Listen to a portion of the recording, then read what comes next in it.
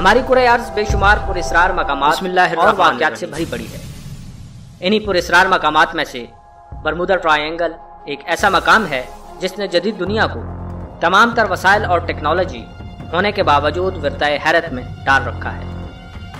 Bermuda triangle ایک ایسا موضوع ہے جو آپ مختلف انداز میں پڑھتے اور سنتے ہوئے آ رہے ہوں گے۔ افسانوی داستانیں، ناقابل یقین واقعات اور تاریخی شہادتیں، ان سب کو اس طرح سے گڈ مڈ کر دیا گیا ہے کہ کوئی فرد کسی خاص نتیجے پر نہیں پہنچ پاتا، بلکہ غیر شعوری طور پر اس کے لاشعور میں ایک ایسی داستان کی شکل اختیار کر جاتا ہے جس میں کچھ تجسس، کچھ خوف، کچھ نئے حقائق اور کچھ افسانوی قصے شامل ہیں۔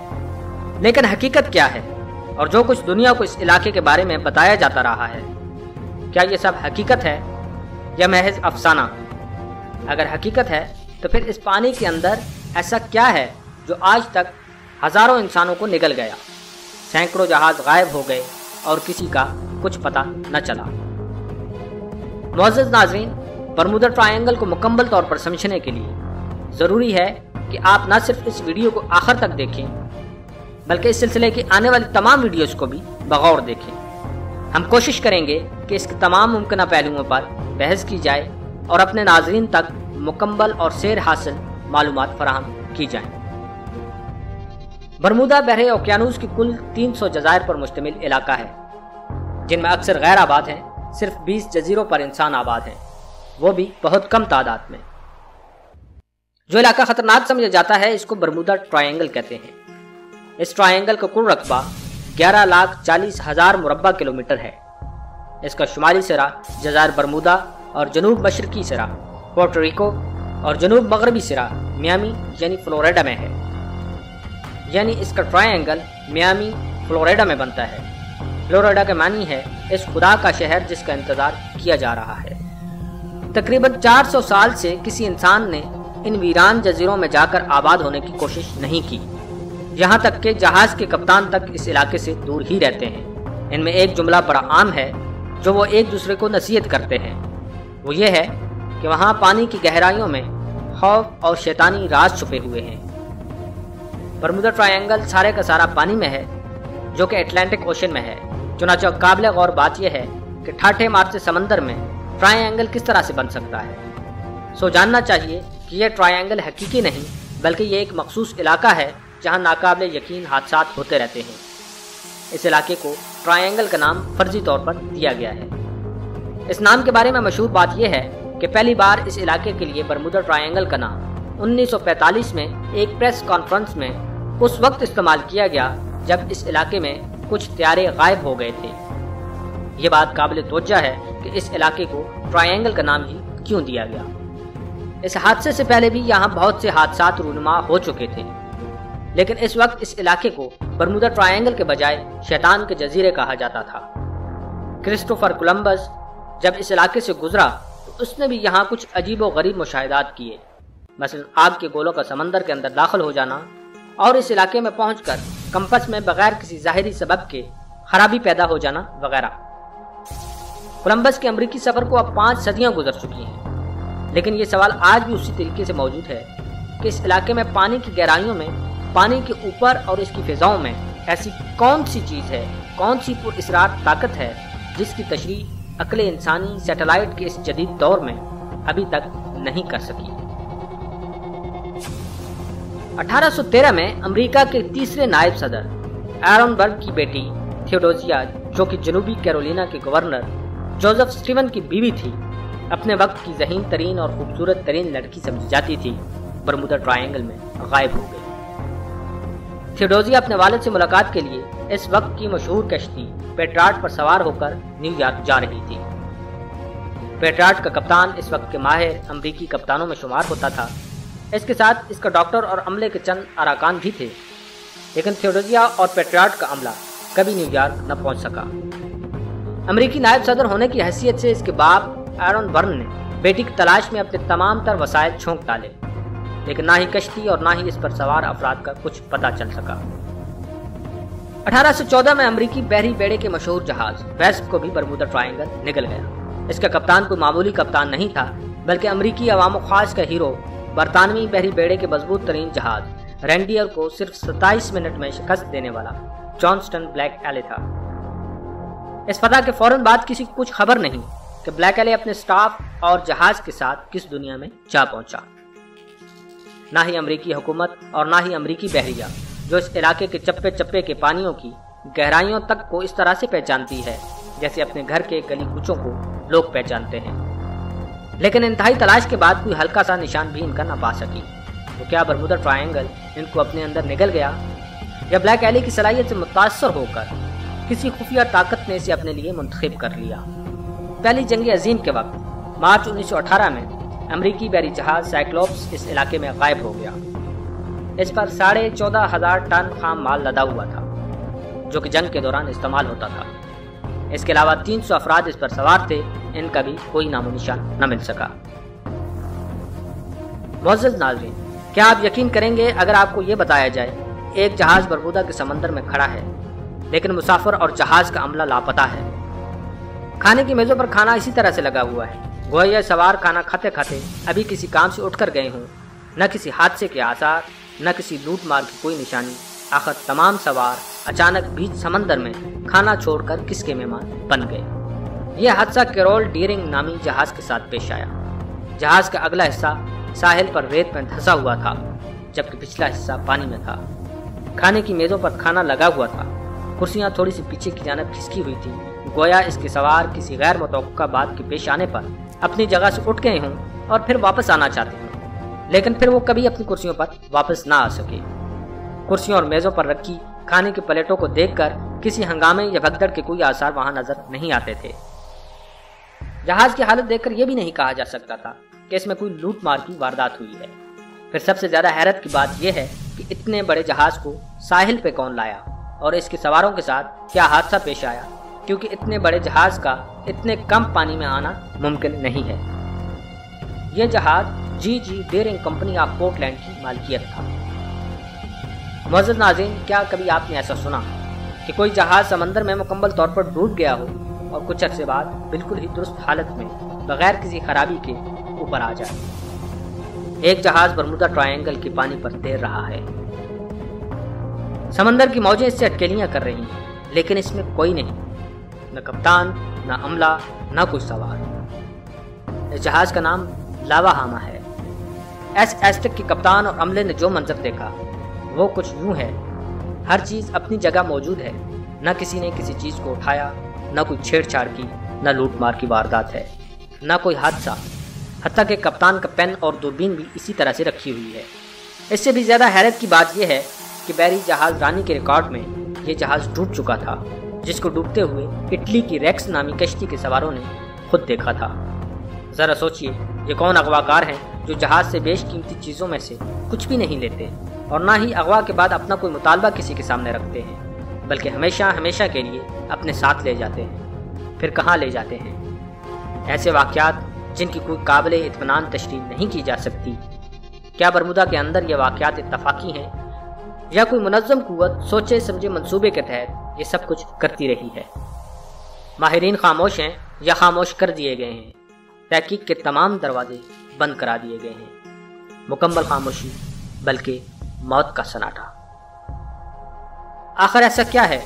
ماہرین کے نزدیک ایک بات طے شدہ ہے کہ ان تمام واقعات سے بحری قزاقوں کا کوئی تعلق نہیں۔ کسی بھی حادثے میں ایسا نہیں ہوا کہ جہاز میں موجود نقد پیسہ یا کوئی اور قیمتی چیز اٹھائی گئی ہو۔ مزید حیرت کی بات یہ ہے کہ ان غائب ہونے والے جہازوں کی جانب سے سمندر میں موجود پہریداری کے مراکز نے کبھی امداد طلب کرنے کا کوئی اشارہ بھی موصول نہیں کیا۔ البتہ بعض مرتبہ کچھ پیغامات موصول ہوئے لیکن وہ واضح نہیں تھے۔ حاصل شدہ ان غیر واضح پیغامات سے تحقیقات اس نتیجے پر پہنچے ہیں کہ یہ تمام حادثات بہت تیزی کے ساتھ رونما ہوئے اور جہاز کے کپتان اور عملے پر کوئی اچانک خوف طاری ہو گیا۔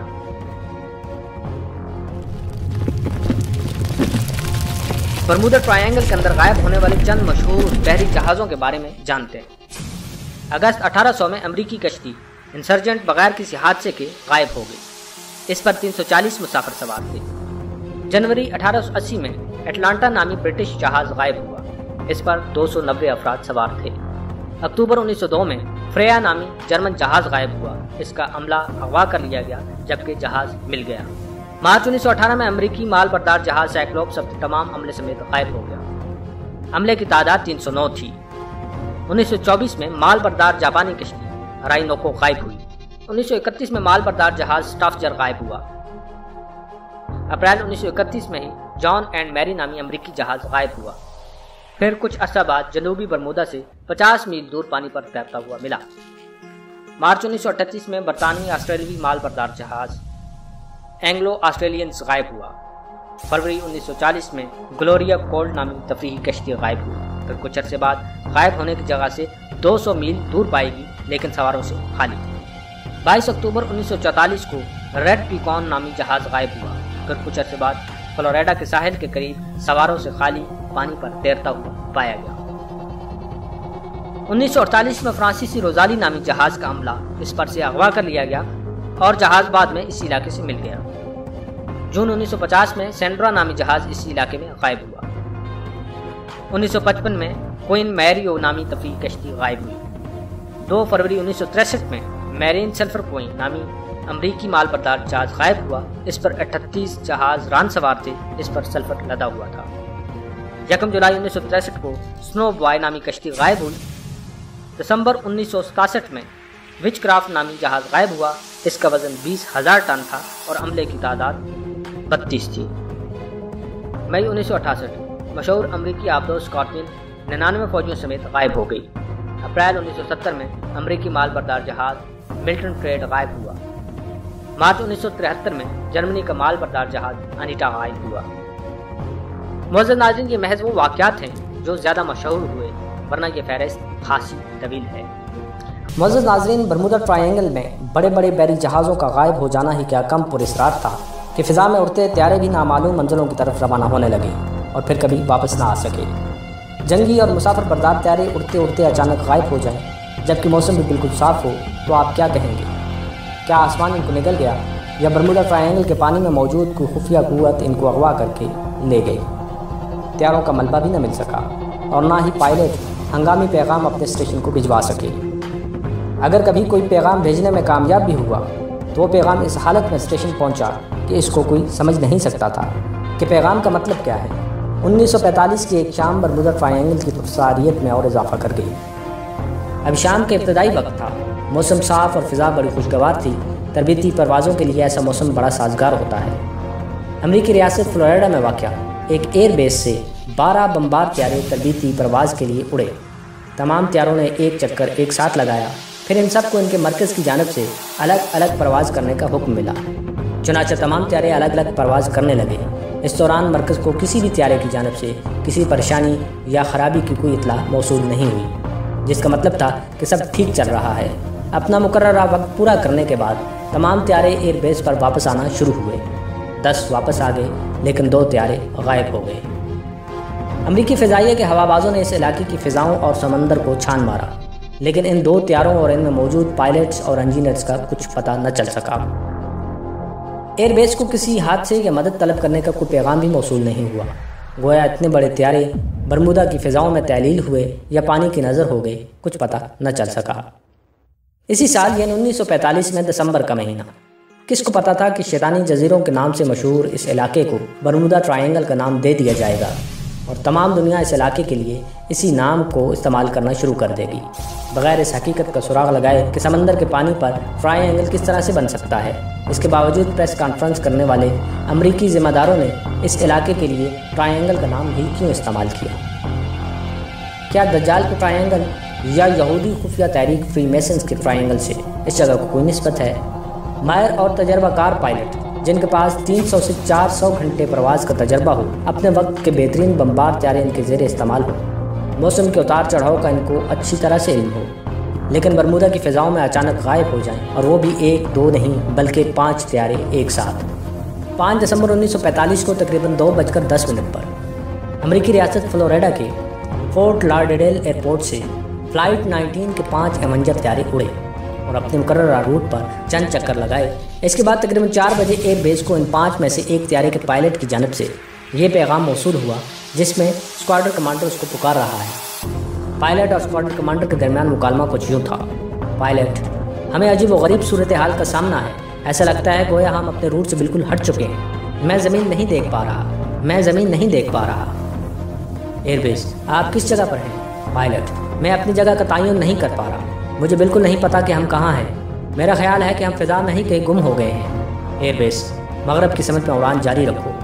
پائلٹ، مجھے پتہ نہیں چل رہا کہ مغربی سمت کس طرف ہے، ہر چیز عجیب و غریب نظر آ رہی ہے، میں کسی سمت کا تعین نہیں کر پا رہا، یہاں تک کہ ہمارے سامنے موجود سمندر بھی عجیب شکل میں نظر آ رہا ہے، میں اس کو بھی نہیں پہچان پا رہا ہوں۔ ایئر بیس میں موجود عملہ خاصا پریشان تھا، ان کی سمجھ میں یہ بات نہیں آ رہی تھی کہ ماہر پائلٹ سمت کا تعین کیوں نہیں کر پا رہا، کیونکہ اگر طیارے کا نیویگیشن سسٹم کام نہیں کر رہا تھا تب بھی یہ سورج کے غروب ہونے کا وقت تھا، اور پائلٹ سورج کو مغرب میں غروب ہوتا دیکھ کر بآسانی مغربی سمت کا تعین کر سکتا تھا، لیکن پائلٹ کہہ رہا تھا کہ وہ سمت کا تعین نہیں کر پا رہا، آخر وہ کہاں چلا گیا؟ اس کے بعد پائلٹ اور ایئر بیس کے درمیان رابطہ ٹوٹ گیا۔ اس پیغام کے علاوہ ایئر بیس کچھ اور پیغامات بھی ریکارڈ کرنے میں کامیاب ہوا، جو ان 5 طیاروں کے پائلٹس آپس میں ایک دوسرے کو دے رہے تھے، جس سے پتہ چلتا تھا کہ باقی تمام پائلٹ بھی اسی طرح کی صورتحال سے دوچار تھے۔ کچھ دیر بعد ایک دوسرے پائلٹ جارج اسٹیورٹ کی گھبرائی ہوئی آواز سنائی دی، جس میں وہ کہہ رہا تھا، ہم یقین سے کچھ نہیں کہہ سکتے کہ ہم اس وقت کہاں ہیں، میرا خیال ہے کہ ہم ایئر بیس سے 225 میل شمال مشرق میں اڑ رہے ہیں۔ پھر کچھ دیر بعد وہ کہتا ہے، ایسا لگ رہا ہے جیسے ہم سفید پانی میں داخل ہو رہے ہیں، ہم مکمل طور پر سمت کھو چکے ہیں، اور اس کے بعد یہ طیارے ہمیشہ کے لیے اس سمندر کے پانیوں میں ہی کھو کر رہ گئے۔ ان 5 طیاروں کو تلاش کرنے کے لیے اسی شام یعنی 5 دسمبر کو شام 7:30 پر مارٹن میرینر نامی امدادی طیارہ روانہ کیا گیا۔ یہ طیارہ امدادی کاموں کے لیے خاص ہوتا ہے، جس میں پانی پر اترنے کی صلاحیت بھی موجود ہوتی ہے، چنانچہ اگر کوئی طیارہ سمندر میں گر پڑے تو یہ اس کو بچانے کے لیے استعمال کیا جاتا تھا۔ مارٹن میرینر نے 5 طیاروں کے غائب ہونے کی جگہ پر پہنچ کر اپنے ایئر بیس سے رابطہ کیا، اس کے فوراً بعد اس طیارے کا رابطہ بھی ٹوٹ گیا اور یہ بھی غائب ہو گیا۔ 5 طیاروں کی تلاش میں جانے والا خود قابل تلاش بن گیا۔ فوراً ہی ان 6 طیاروں کو تلاش کرنے کے لیے امریکی فضائیہ اور بحریہ نے کوسٹ گارڈ کے ساتھ مل کر علاقے کی فضاؤں اور سمندر کو چھان مارا، لیکن کسی کا کوئی سراغ نہ مل سکا۔ رات میں درمیانہ شب ایئر بیس کو ایک غیر واضح پیغام موصول ہوا، FT۔ پیغام دینے والے کی زبان لڑکھڑا رہی تھی۔ اس پیغام نے ایئر بیس میں موجود ہر ایک کو اور زیادہ پریشان کر دیا، کیونکہ یہ کوڈ فلائٹ 19 کا عملہ ہی استعمال کرتا تھا۔ اس کا مطلب یہ تھا کہ ان میں سے ابھی تک کوئی زندہ ہے، لیکن کہاں؟ اس پیغام کے موصول ہونے سے پہلے اس علاقے کا چپا چپا چھان مارا گیا تھا، لیکن یہ رابطہ آخر کس جگہ سے کیا گیا؟ تو کیا برمودا کے پانی کے اندر ان کو اغوا کر کے لے جایا گیا؟ کوسٹ گارڈ ان طیاروں کو رات بھر تلاش کرتے رہے، پھر اگلے دن صبح ان غائب شدہ طیاروں کو تلاش کرنے کے لیے 300 طیارے، سینکڑوں کشتیاں، کئی آبدوزیں، حتیٰ کہ اس علاقے میں موجود برطانوی فوج بھی پہنچ گئی، لیکن اتنا بھی پتہ نہ لگ سکا کہ ان طیاروں کو حادثہ کیا پیش آیا اور وہ کہاں چلے گئے۔ اس حادثے کی تحقیق کے لیے ماہرین کی ایک کمیٹی بنائی گئی تاکہ حادثے کی نوعیت کا پتہ لگایا جا سکے، لیکن یہ کمیٹی حادثے کی تحقیق تو دور کی بات کوئی وضاحت حتیٰ کہ اپنا اندازہ بھی بیان نہ کر سکی کہ اس کے اندازے کے مطابق معاملہ کیا ہوا۔ البتہ کمیٹی کے سربراہ کی جانب سے ایک بیان جاری کیا گیا کہ وہ طیارہ اور اس کے عملہ مکمل طور پر کہیں چھپ گیا۔ اب یہاں یہ سوال پیدا ہوتا ہے کہ اگر ان طیاروں کو کوئی حادثہ پیش آیا ہوتا تو کہ ان میں موجود ماہر پائلٹ لائف جیکٹ کے ساتھ طیارے سے چھلانگ بھی نہ لگا سکے، یعنی ان کو اتنی بھی مہلت نہیں ملی۔ دوسری توجہ طلب بات یہ ہے کہ طیارے شام کے وقت غائب ہوئے، اس کے فوراً بعد ان کی تلاش میں طیارے اڑے اور تمام علاقے میں ان کو تلاش کیا، لیکن ان کا کوئی سراغ نہیں ملا۔ اس کے بعد رات میں جو پیغام ملا وہ رابطہ کہاں سے کیا گیا؟ حادثے کے وقت حادثے کی جگہ سے قریب موجود عینی شاہدین کے بیانات کچھ پراسرار چیزوں کی جانب اشارہ کرتے ہیں۔ مثلاً ان طیاروں کی تلاش کرنے والی ایک کشتی والوں نے یہ بات نوٹ کی کہ سمندر کے پانی کے کچھ حصے کو گہری دھند ڈھانپے ہوئے ہے، پھر وہ دھند سفید رنگ میں تبدیل ہو گئی۔ DC-3 مسافر بردار طیارہ تھا جس پر 30 مرد، ان کی بیویاں اور بچے سوار تھے۔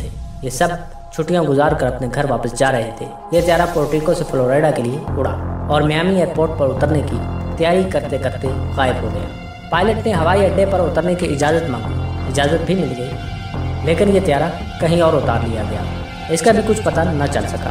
برمودا کے حادثات کی تحقیق کرنے والے بعض ماہرین کی یہ رائے ہے کہ اس علاقے میں غائب ہونے والے افراد زندہ ہیں، لیکن کسی اور جگہ۔ برمودا ٹرائنگل کے پانی کے اندر نامعلوم قوت کشش ان کو کہیں اور لے گئی، کسی نامعلوم مقام پر۔ ان تمام حادثات کی تحقیق کے بعد جو بات سامنے آتی ہے وہ یہ ہے کہ ان طیاروں میں کوئی فنی خرابی پیدا نہیں ہوئی، بلکہ ایک خوف ان پر طاری ہوا اور بے حد تیزی کے ساتھ قبل اس کے کہ وہ کچھ سمجھ پاتے وہ بالکل غائب کر دیے گئے ہمیشہ ہمیشہ کے لیے۔ لیکن کہاں، یہ سوال ساری دنیا کے لیے بہت اہم ہے۔ معزز ناظرین، آئیے اب ہم برمودا ٹرائنگل میں غائب ہونے والے چند مشہور طیاروں کے بارے میں جانتے ہیں۔ 5 دسمبر 1945 کو 5 امریکی بمبار طیارے ایک ساتھ برمودا کی فضاؤں میں غائب ہوئے، پھر ان کی تلاش میں ایک اور طیارہ گیا اور وہ بھی کبھی تلاش نہ کیا جا سکا۔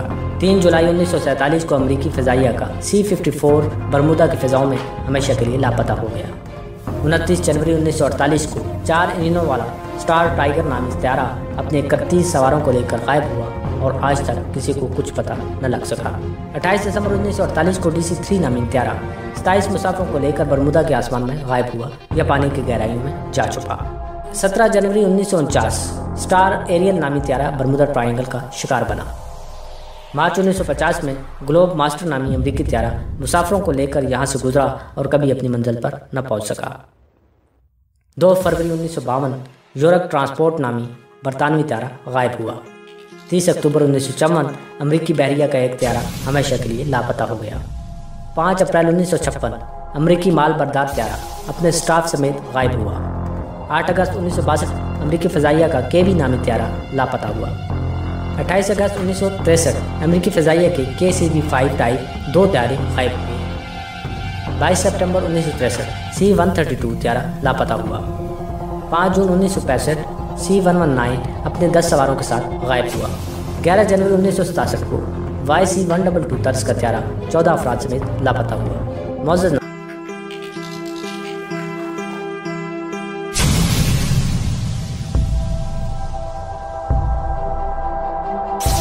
بسم اللہ الرحمن الرحیم۔ دوستو، برمودا ٹرائنگل کے سلسلے کی تیسری قسط کے ساتھ حاضر خدمت ہیں۔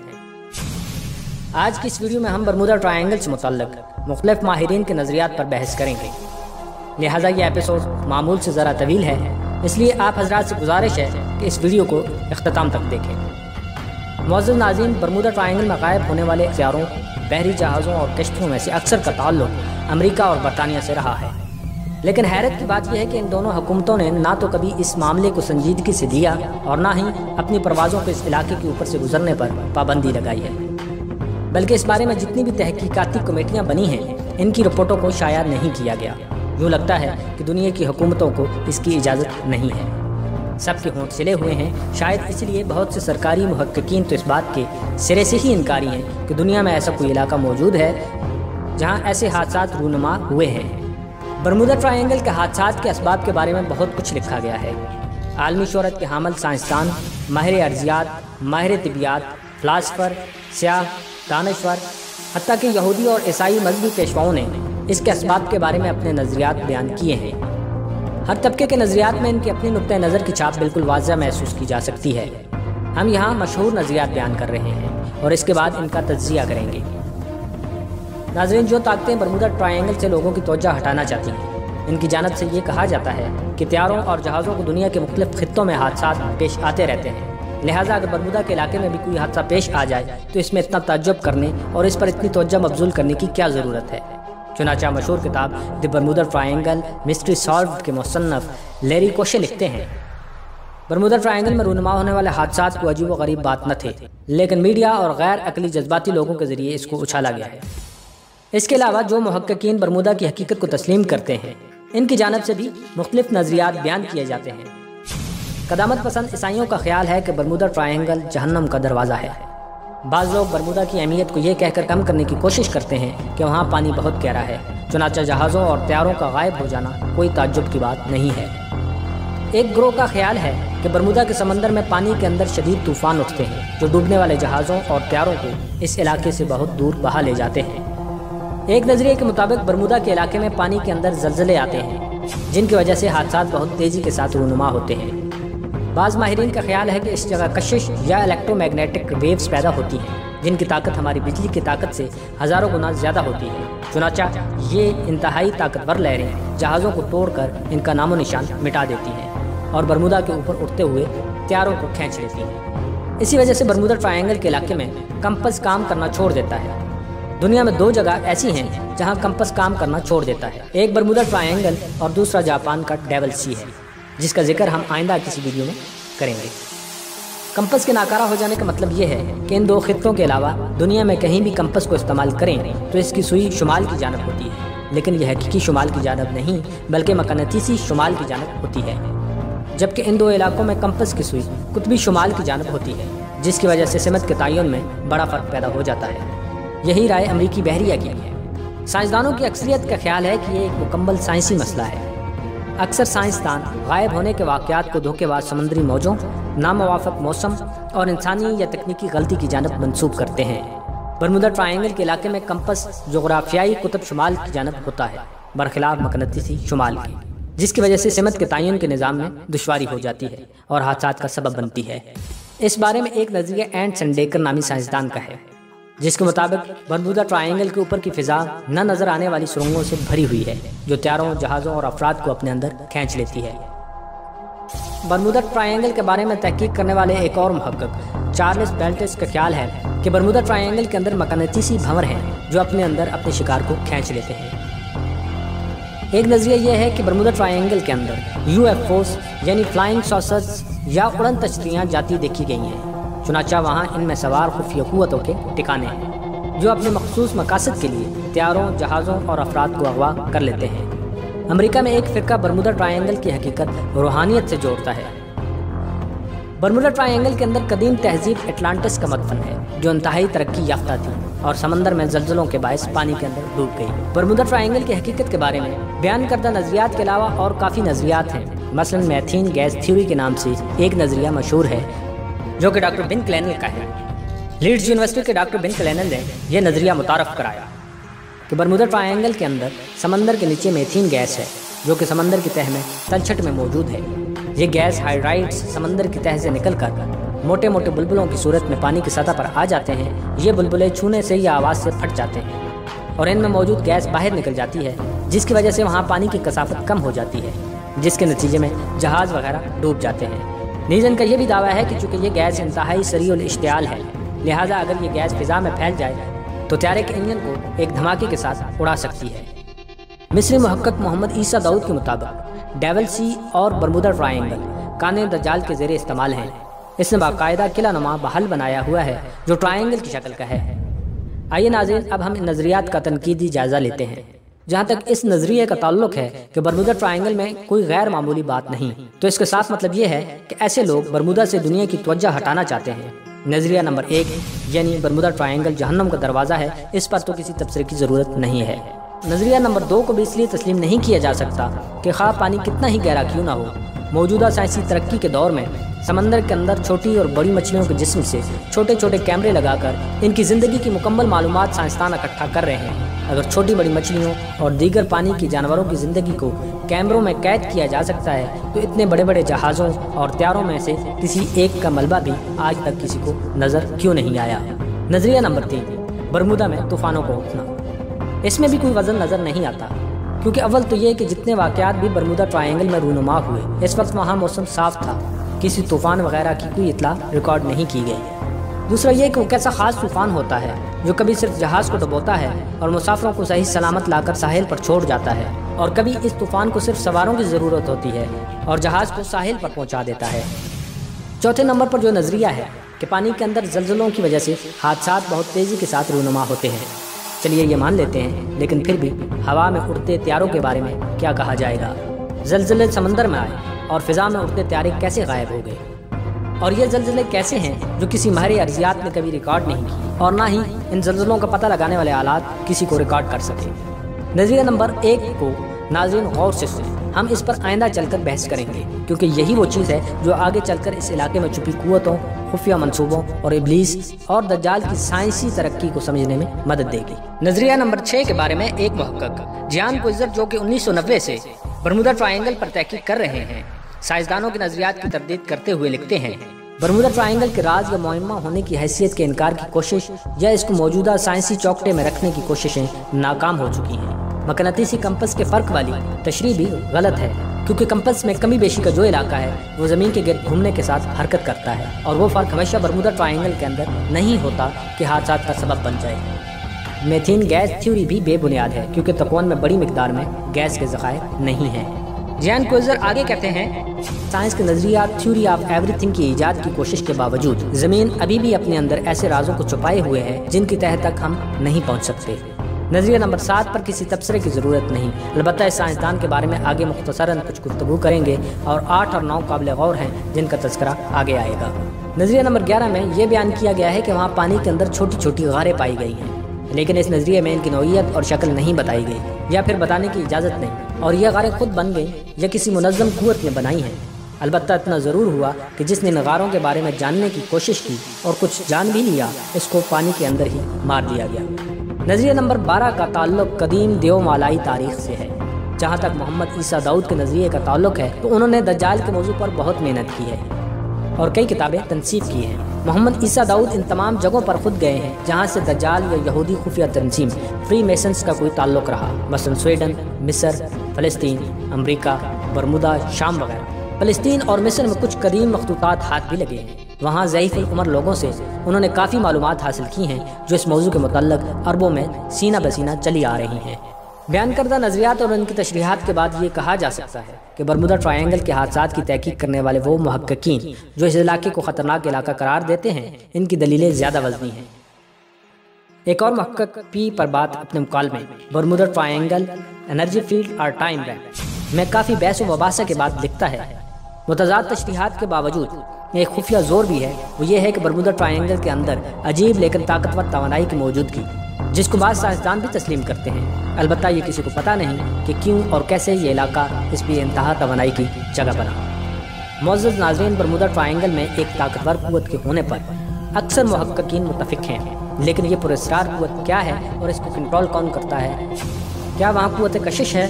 بعض محققین کا خیال ہے کہ وہاں ایسی شعاعیں یا لہریں پیدا ہوتی ہیں جو ہماری اس بجلی کی طاقت سے ہزاروں گنا زیادہ طاقتور ہیں۔ یہ لہریں جہازوں اور طیاروں کو اپنی طرف کھینچ لیتی ہیں۔ ان کو الیکٹرو میگنیٹک ویوز کہتے ہیں۔ میگنیٹزم کا یہ نظریہ برطانوی ماہر طبیعیات جیمز کلارک نے 1873 میں متعارف کرایا تھا۔ آپ آسان الفاظ میں یوں سمجھ سکتے ہیں، جس طرح ہماری یہ بجلی ایک بہت طاقتور چیز ہے جو بڑی بڑی مشینوں کو چلاتی ہے، بڑے بڑے دیو ہیکل طیاروں کو اڑاتی ہے، اسی طرح کی ایک قوت الیکٹرو میگنیٹک قوت یا قوت کشش بھی ہے۔ البتہ یہ ذہن میں رہے کہ یہ قوت ہماری بجلی کی قوت کے مقابلے میں لاکھوں گنا طاقتور ہے، جس کو ہماری جدید سائنس ابھی تک مکمل طور پر استعمال میں لانے میں ناکام رہی ہے، کیونکہ برمودا ٹرائنگل میں موجود قوت کشش اس قوت کشش سے یکسر جدا ہے جس کو ہمارے سائنسدان جانتے ہیں۔ چنانچہ مشہور جیو فزکس سائنسدان جان کرسٹی کہتے ہیں اس برمودا ٹرائنگل کے پانی کے اندر اور پانی کے اوپر ایک خاص قسم کی قوت کشش موجود ہے۔ یہ قوت کشش ہماری اس قوت کشش سے بہت مختلف ہے جس کو ہم جانتے ہیں۔ اگر کوئی سائنسدان توانائی کے طور پر اس قوت کشش کو استعمال کرنے میں کامیاب ہو جائے تو پھر اس توانائی سے چلنے والی کار ہماری موجودہ توانائی سے چلنے والی کار سے لاکھوں گنا تیز رفتاری سے دوڑے گی۔ اس توانائی سے چلنے والی مشینری صدیوں کا کام دنوں میں سر انجام دے دے گی۔ اور ذرا تصور کیجیے، قوت کشش سے اڑنے والے طیارے یا اس طرح کی کوئی اور سواری، اس کی رفتار کیا ہوگی؟ زمین کا چکر تو گویا اس سواری کے سواروں کے لیے ایسے لپیٹ دیا جائے گا جیسے مینڈے کی کھال کو لمحوں میں لپیٹ دیا جاتا ہے۔ ایسی اڑنے والی سواریاں جو آپ کے دیکھتے ہی دیکھتے آنکھوں سے غائب ہو جائیں، فضا میں معلق ہو جائیں، سمندر کے اندر غاریں بنا لیں، جس کو چاہیں دور سے ہی اپنی طرف کھینچ لیں، بجلی سے چلنے والے تمام آلات اور انجن بند کر دیں، حتیٰ کہ اس کی کشش کے ذریعے زمین کی حرکت کو متاثر کر دیں اور دن کو عام دن کے بجائے سال کے برابر کر دیں۔ سوال یہ ہے کہ کیا زیر سمندر ایسے سائنسدان ہیں جنہوں نے یہ قوت حاصل کر لی ہے؟ ناظرین، برمودا ٹرائنگل کے اندر جس قوت کشش کا ذکر جان کرسٹوئی نے کیا ہے، برمودا میں اس قوت کشش کی موجودگی کو تقریباً تمام نظریات کے حامل سائنسدان تسلیم کرتے ہیں۔ چنانچہ اسی نظریے کو اگر ہم بھی تسلیم کر لیں کہ چلے مان لیتے ہیں کہ اس علاقے میں ایسی کشش ہے جو بڑے بڑے دیو ہیکل جہازوں اور اس کے اوپر فضا میں اڑتے طیاروں کو اپنے اندر کھینچ لیتی ہے، پھر بھی ایک سوال باقی رہتا ہے، وہ یہ ہے کہ یہ کشش منظم ہے یا غیر منظم، یعنی اس کو کوئی کنٹرول کر رہا ہے یا کسی کے کنٹرول میں نہیں ہے۔ اگر غیر منظم ہے تو اس علاقے کے اوپر موجود سیٹلائٹ جام ہونے چاہیے، کیونکہ اتنے بڑے مقناطیسی میدان کے ہوتے ہوئے اس کے اوپر سیٹلائٹس کو کام نہیں کرنا چاہیے، جبکہ ایسا نہیں ہے۔ اس علاقے کے اوپر سینکڑوں کی تعداد میں سیٹلائٹ کام کر رہے ہیں اور کبھی ان میں خرابی کی اطلاع موصول نہیں ہوئی۔ البتہ ایسا ضرور ہوتا ہے کہ سیٹلائٹس نے بعض حادثوں کے وقت اس جگہ کی فلمیں بنائی، لیکن حیرت کی بات یہ ہے کہ یہ فلمیں بالکل صاف تھیں۔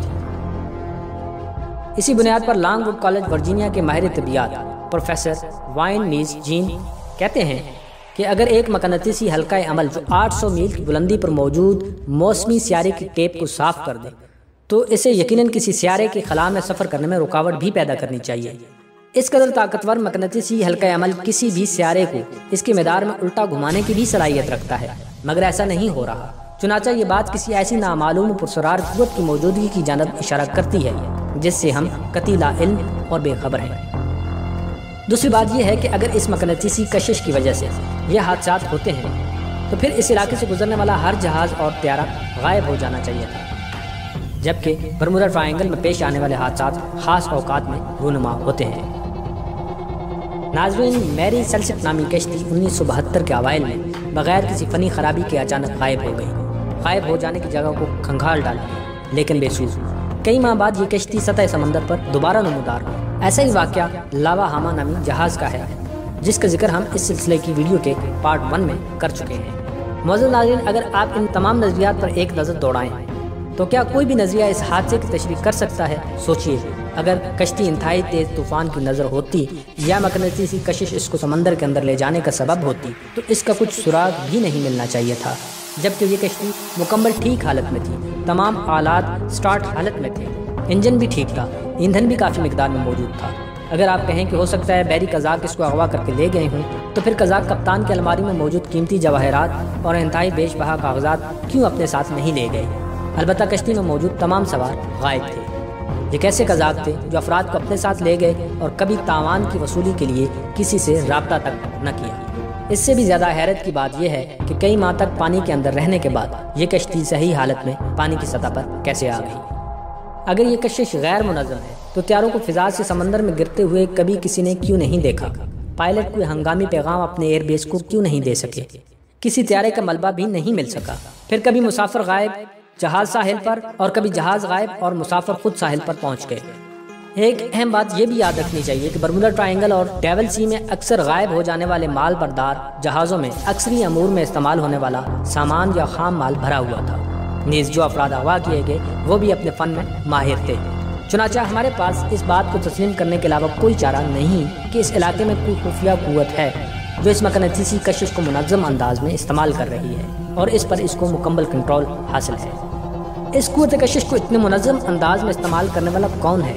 وہ کون سی قوت ہے جس نے اس کو اتنا مؤثر بنا لیا جس کے ذریعے فضا میں اڑتے طیارے غائب کر دیے جائیں، جدید طیاروں کی جدید ٹیکنالوجی کو جیم کر دیا جائے، اس علاقے کے اوپر سیٹلائٹ اور موسمی سیارے جو اس علاقے کی تصویریں نکالنے کی کوشش کریں اور تصویریں کھینچ لی جائیں، لیکن کیمرے کی فلم صاف، یعنی برمودا ٹرائنگل میں موجود خفیہ قوت اتنی جدید ٹیکنالوجی کی مالک ہے کہ دنیا کے جدید ترین سمجھے جانے والے سیٹلائٹ اور ان کے کیمروں میں موجود فلموں کو ہزاروں کلومیٹر دور سے صاف کرنے کی صلاحیت رکھتی ہے۔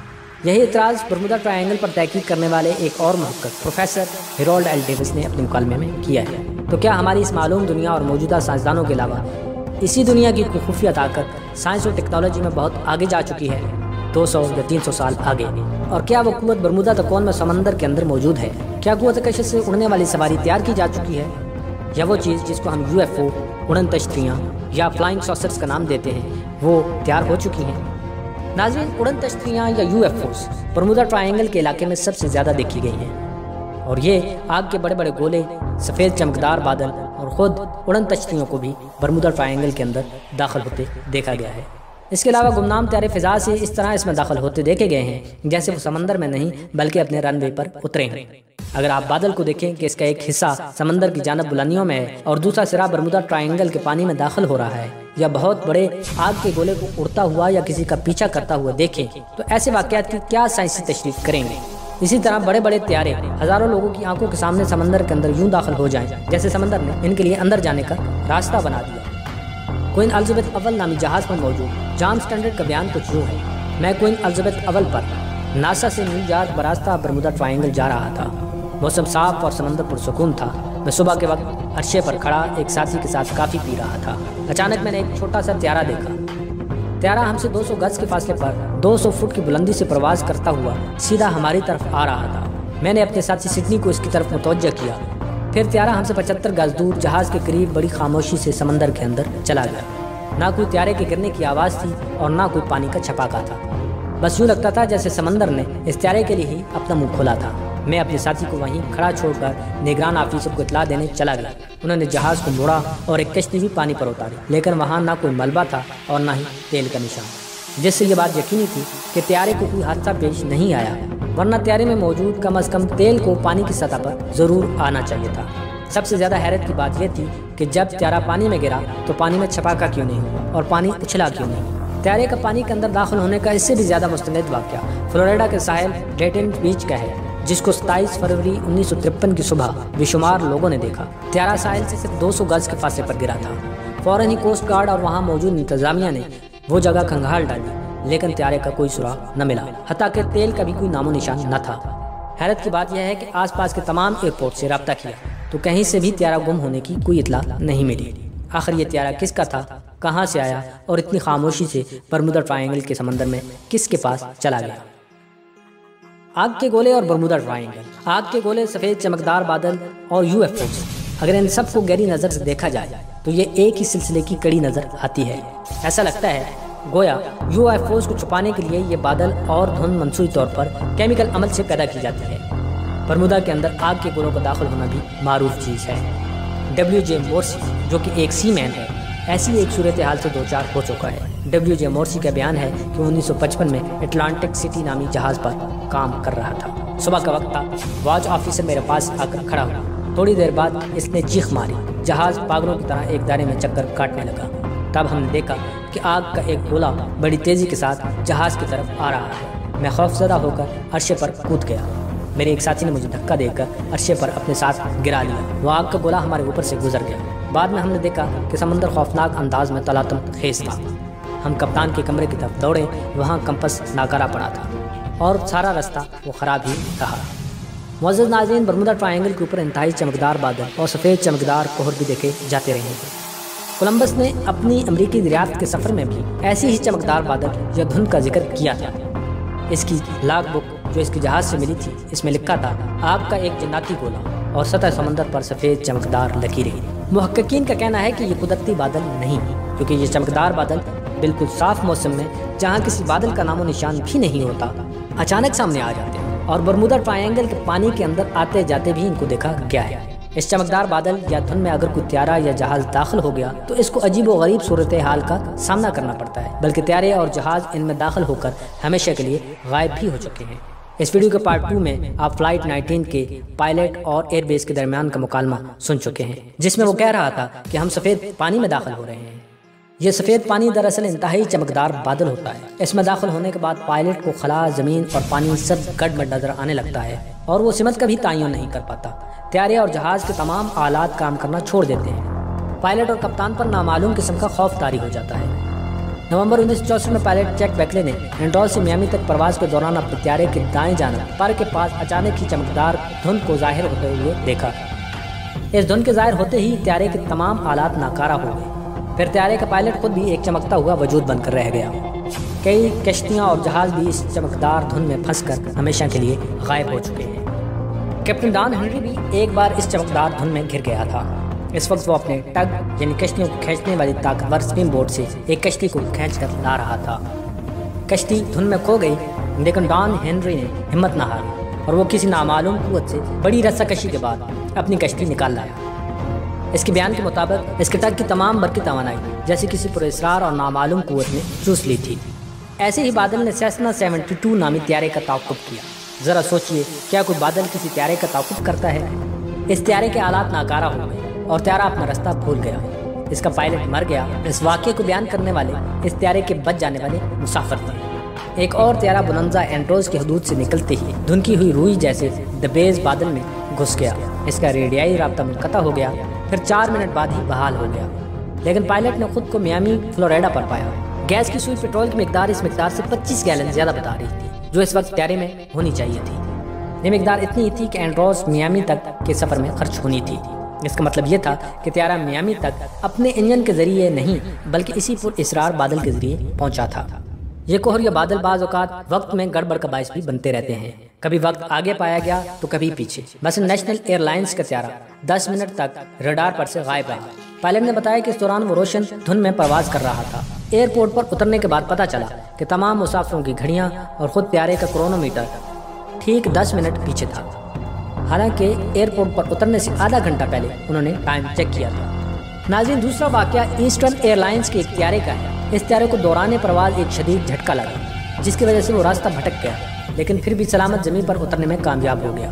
طیارے کے عملے اور مسافروں نے دیکھا کہ ان سب کی گھڑیوں کی سوئیاں بند پڑی تھیں، اور یہ ٹھیک وہ وقت تھا جب طیارے کو شدید جھٹکا لگا تھا۔ برمودا ٹرائینگل کے اوپر سفید چمکدار بادلوں میں جو طیارہ یا جہاز گھس گیا، اس کو بھی ایسی ہی وقت کی تبدیلی کا سامنا کرنا پڑا ہے۔ کبھی 10 منٹ غائب تو کبھی آدھے گھنٹے کا کچھ سراغ نہ مل سکا کہ کہاں گیا۔